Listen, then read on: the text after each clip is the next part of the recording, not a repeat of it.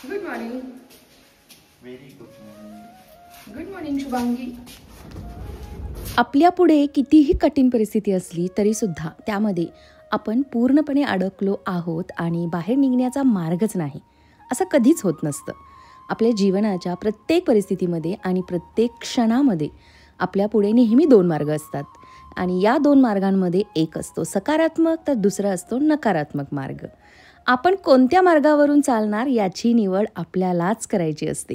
Hi hello नमस्कार, मी शुभांगी एका नवीन व्लॉगमध्ये तुम्हा सर्वांचे अगदी मनापासून स्वागत करते आहे. पहाटेचं वॉक सुरू झालं आहे पुन्हा एकदा आणि वॉक करून आल्यानंतर लगेच अशा पद्धतीनं स्वयंपाकाला सुरुवात केली आहे. आणि आज जी ही मी भाजी बनवते आहे ना, ती भाजी मी जवळपास म्हणजे मला लिटरली आठवत नाही आहे की किती वर्षांमधून ही भाजी बनते आहे घरी. तर ही भाजी आहे कोबीची. आणि मी का कोबी बनवत नाही, कारण मला आहे थायरॉईड. तर थायरॉईड पेशंटना कोबी खायचा नसतो. आणि मी जेव्हा माझ्या एंडोक्रोनॉलॉजिस्टनं विचारलं तेव्हा त्या बोलल्या की अगं एवढूच्या कोबीने काही नाही होत, नाहीतर मी तुला कधीच सांगितलं असतं की हे पथ्य पाळ ते पथ्य पाळ. त्यांनी मला तसं काही कधीच सांगितलं नव्हतं आणि म्हणूनच मला शंका आली. म्हटलं अरे इतक्या वर्षांपासून आपण या कोबीचा हेट करत आलो आहोत आणि मॅडम तर म्हणतात नाही तू खाऊ शकते कधीतरी असा. म्हटलं चला बनवूया आणि ही भाजी मला खरंच आवडते, छान लागते ना. तर माझी कोबी करण्याची पद्धत ही अशी आहे. अगदी कांद्याप्रमाणे उभा उभा बारीक असा कोबी मी चिरून घेतला आहे. याहीपेक्षा बारीक आपण चिरू शकतो, छान लागतो तसासुद्धा. आणि तेल, त्यामध्ये जिरे, मोहरी, कढीपत्ता आणि लसूण घातला आहे खूप सारा आणि हिरवी मिरची. डाळ मी काल रात्रीच भिजायला घातली होती, चण्याची डाळ यूज केली आहे आणि त्यामध्ये व्यवस्थित तो कोबी भाजून घेतला. झाला, भाजी रेडी.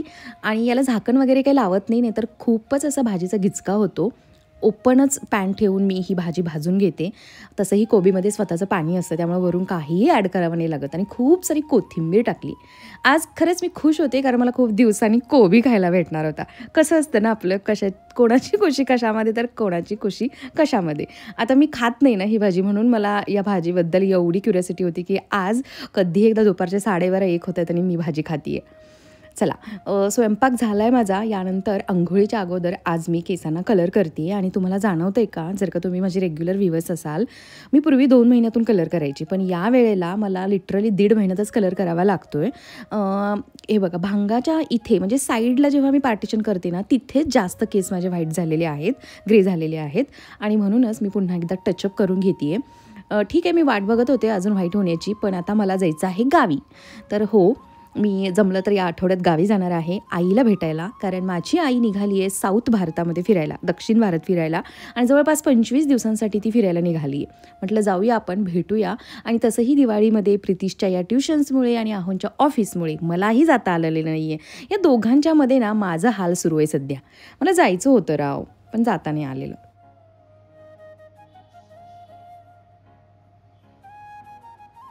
आजचा हा व्लॉग एका खास कारणासाठी मी बनवते आहे. माझ्याकडे संसाराशी रिलेटेड आपल्या ज्या काही महत्त्वाच्या वस्तू आहेत ना, त्या साऱ्या वस्तूंचा अगदी खराखुरा रिव्ह्यू मी तुमच्यासोबत शेअर करणार आहे. कारण बऱ्याच वेळा मला वेगवेगळ्या वस्तूंबाबतीत वेगवेगळ्या लोकांच्याकडून कॉमेंट्स येतात की ही वस्तू कशी आहे, ही कुठून घेतली आहेस. तर म्हटलं आपण एका व्हिडिओमध्ये आपल्या संसारातील मला चांगल्या लागलेल्या, म्हणजेच कमीत कमी मेंटेनन्स आणि कमीत कमी त्रास देणाऱ्या ज्या काही वस्तू आहेत त्यांचा आपण रिव्ह्यू देऊया. आणि असं नाही आहे की या साऱ्या वस्तू मी जस्ट घेतलेल्या आहेत आणि लगेच तुमच्यासोबत रिव्ह्यू शेअर करते आहे, तर नाही. जवळपास 3.5 वर्ष झाली या साऱ्या वस्तू मी वापरते. त्यातल्या तर काही वस्तू अजूनच म्हणजे 5-6 वर्षांपासून वापरते आहे. म्हणून म्हटलं की आपण हे सारं तुमच्यासोबत शेअर करूया. तर हा जो फेबरचा हॉब आहे, या हॉबबद्दल बऱ्याच वेळा कॉमेंट येतात. खरं सांगू, 3.5 वर्षामध्ये सिंगल अगदी छोटीशी सुद्धा कंप्लेंट नाही. इतका चांगला आहे हा हॉब. आणि माझं वापरणं तर तुम्हाला माहितीच आहे. उतू गेलं किंवा याच्यावरती पाणी सांडलं तरीसुद्धा काहीही होत नाही. हा जेव्हा बसवायचा होता ना, किचन काउंटर चेंज करायचा होता, इथे बिल्डरनी ब्लॅक कलरचा दिला होता, तो काढून कॉर्ड्स करायचा होता, खर्च येणार होता कॉर्ड्सला. आणि बऱ्याच जणांना जेव्हा आपण विचारतो ना की हे करायचं आहे, करू का, तेव्हा आपल्याला प्रत्येकाची वेगळी वेगळी मतं ऐकायला मिळतात. त्यामध्ये मोस्ट ऑफ दी मतं निगेटिव्हच होती. निगेटिव्ह म्हणजे बसवू नको, तुला त्रास होईल, भारतीय किचनसाठी ते योग्य नाही आहे, आणि याच म्हणजे संबंधित अशा साऱ्या त्या कॉमेंट होत्या. पण आपण आपली हौस कधी करणार हो? जुनी माझी जी काही शेगडी होती, गॅस होता माझा जुन्या घरात, तो अजूनही आहे, जो आम्ही टेनंटसाठी ठेवला आहे वापरायला. स्टीलची शेगडी ती 2008 पासून मी लिटरली 2022 पर्यंत वापरली तीच शेगडी. आणि माझं स्वप्न होतं की माझ्या या ड्रीम होममध्ये मला हॉब हवा आहे. तर फेबरचा हा हॉब इथोपिया नावाचा ब्रँड आहे. म्हणजे या हॉबमध्ये सुद्धा वेगळे वेगळे मॉडेल्स आहेत. तर 38,000 समथिंग मी विजय सेल्समध्ये याला पे केले होते. आय थिंक सो सध्या हे मॉडेल बंद आहे किंवा आहे, पण त्यामध्ये काहीतरी अजून त्यांनी मॉडिफिकेशन अजून ॲडव्हान्स केलेलं आहे. आणि फेबरची ही चिमणीची सुद्धा सिंगल कंप्लेंट नाही.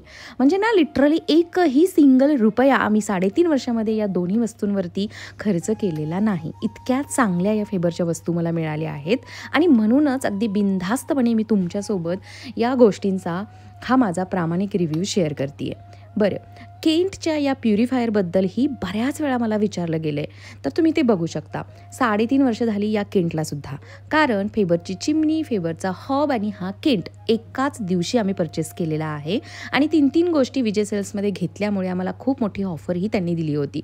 तर हे जे केंटचं मॉडेल आहे, इथे हे मी लाईट लावल्यानंतर हे डिजिटल डिस्प्ले चालू झाल्यानंतर तुम्हाला तिथे दिसलं असेल की 3.5 वर्षामध्ये मिनरल्सची संख्या पाण्यातली कमी झाली आहे, काउंट कमी झाला आहे, पण पाणी अजूनसुद्धा गुड कंडिशनमध्ये आहे. आणि 4 वर्ष याला फ्री सर्व्हिस आहे. आणि या 3.5 वर्षामध्ये फक्त आम्ही एकदा सर्व्हिसिंग घेतली असेल या कंपनीची. त्या व्यतिरिक्त काहीही म्हणजे याच्या कॅन्डल चेंज करणं किंवा आतमधलं काही पार्ट चेंज करणं असं काहीच केलेलं नाही आहे. म्हणजेच यालासुद्धा सिंगल रुपया खर्च झालेला नाही. तरीसुद्धा तुम्ही डिस्प्ले बघू शकता, पाणी हे चांगल्या कंडिशनमध्ये आहे अजून. हां, मिनरल कमी झाले असतील तर काहीही हरकत नाही. मिनरल असायलाच हवे पाण्यामध्ये असा आमचा हट्टाहास नाही. लहानपणापासून अगदी 22-23 वर्षापर्यंत विहिरीचं पाणी पिलेली आम्ही लोक आहोत. आणि तेव्हा तर आपण आत्तापेक्षा स्ट्रॉंग असायचो, हो की नाही? तर केंट आणि फेबरच्या या 2 वस्तू अगदी बिनधास्त घेऊ शकता तुम्ही, इतक्या चांगल्या आहेत त्या. बरं, आणि सगळ्यात आवडती अजून एक माझ्या घरातली ही माझी गोष्ट, IFBची ही वॉशिंग मशीन. जवळपास 5.5 वर्ष झाली ही मशीन घेऊन. तुम्हाला एक स्टोरी सांगते. याच्या अगोदर माझ्याकडे ना वर्लपूलची वॉशिंग मशीन होती, अगदी टॉप लोडची, म्हणजे वरून झाकण ओपन करण्याची, आणि फुल ऑटोमॅटिक होती बरं का. तर जुन्या घरी असताना लिटरली त्या मशीननं मला इतका हेडॅक दिला होता आणि आमचा इतका म्हणजे खिसा कापला होता त्या मशीननी. काय व्हायचं, तिचं जे काही डिस्प्ले आहे ना, तिथे काहीतरी प्रॉब्लेम व्हायचा आणि तो उडायचा. तो उडल्यानंतर लिटरली जेव्हा आम्ही त्या माणसांना बोलवायचो वर्लपूलवाल्या कंप्लेंट करून सर्व्हिसिंगसाठी किंवा ते चेंज करण्यासाठी, प्रत्येक वेळेला 2,500-3,000 रुपये खर्च यायचा. अशा पद्धतीने मी 3 वेळा त्या मशीनवरती खर्च केला होता. म्हणजे तुम्ही समजू शकता, 18,000 रुपयाला मी वर्लपूलची ती मशीन घेतली होती आणि त्यानंतर तिला जवळपास 10-12,000 रुपये खर्च केला होता. आणि त्यानंतर मी इतकी वैतागले होते, शेवटी ती मशीन काढून टाकली आणि IFBची ही वॉशिंग मशीन घेतली. काय सांगू मी तुम्हाला, अगदी चुम्मेश्वरी परफॉर्मन्स आहे या मशीनचा. 5.5 ते 6 वर्ष झालीत या मशीनला. ही मशीन मला आता परफेक्ट प्राईस आठवत नाही आहे, पण ही सुद्धा विजय सेल्समध्येच घेतलेली आहे. आम्ही काय करतो, क्रोमाला जातो, तिथे साऱ्या वस्तू पाहतो, ऑनलाईन पाहतो आणि नंतर अजून पिंपरीतल्या काही 1-2 दुकानात पाहतो आणि मग विजय सेल्सला जातो आणि तिथे ना कम्पेअर करतो आणि त्यांना निगोशिएट करतो की इथे ही वस्तू या किमतीला मिळते, मग तुम्ही कितीला देताय. असं करून ना लॉयल कस्टमर असं म्हणून आम्हाला बऱ्यापैकी ऑफर देतात ते. तर तशीच ही IFBची मशीन अगदी छान किमतीत मिळाली होती. तुम्ही बघू शकता, मॉडेल याचं एक्झिक्युटिव्ह प्लस 8.5 kgची ही मशीन आहे. सिंगल अगदी कंप्लेंट नाही आहे याची, 0 कंप्लेंट. याच्यावरती एकही एक्स्ट्राचा पैसा, अगदी 1 रुपयासुद्धा खर्च केलेला नाही आहे. इतकी भारी rough and tough he machine आहे. आपल्यापैकीच पूजा, जिने मला विचारलं होतं तेव्हा तिला मी या मशीनचा फोटो पाठवला होता आणि तिला सांगितलं होतं अगदी बिनधास्त घे, टॉपची घे किंवा फ्रंट लोडची घे, कोणतीही घे, पण IFBचीच घे.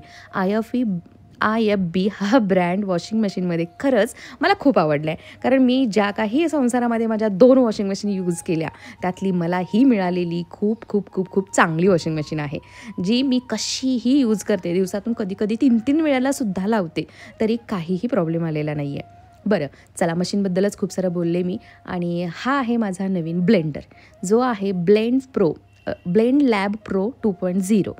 युवर फूड लॅब असं एक यूट्यूबचं चॅनल आहे. त्याचा जो ओनर आहे ना, संजीव समथिंग नाव आहे त्यांचं, तर त्यांनी काढलेलं हे प्रोडक्ट आहे.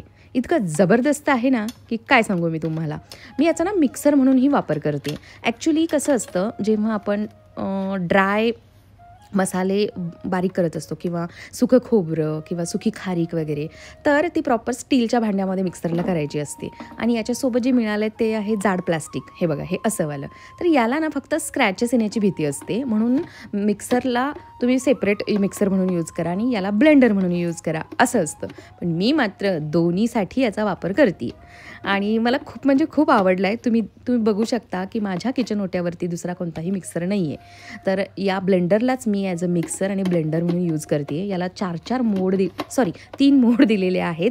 स्मार्ट ब्लेंड, पल्स ब्लेंड आणि पॉवर ब्लेंड.